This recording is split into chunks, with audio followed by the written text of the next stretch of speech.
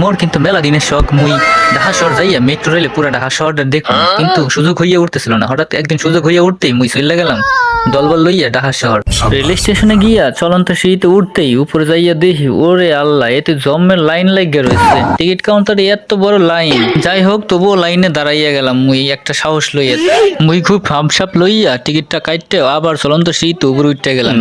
উপরে যাইতে না যাইতে মোর মনে একসের লাড্ডু ফুটে উঠলো। দেখলাম একটা ট্রেন চলে ইয়ে পড়ছে। একটু দেরি হতেই মুই দেখি মগে ট্রেন আইয়া পড়ছে। মুই তো মহা খুশি আনন্দ। ভিতরে যেই উঠতে গেছি, ওমা বাইরে কোনো যানজট নাই, ভিতরে পা ফেলার জায়গা নাই। যাই হোক, এবং যাওয়ার পথে মোরা কিন্তু আকাশের উপর দিয়ে, গাছপালার উপর দিয়ে, থুকু বিল্ডিং এর উপর দিয়ে চলে যাইতে লাগলাম। ও আল্লাহ, এটা আবার কেমন ট্রেন বিল্ডিং এর উপর দিয়ে যাইতে আছে। যাই হোক, খুব ভালো লাগলো দেখতে, বড় বড় বিল্ডিং, ছোট ছোট বিল্ডিং, ব্যাগ কিছু দেখলাম আর সবকিছুর ফিল নিলাম। মনে হইতেছিল যে মুই প্লেনে উঠছি।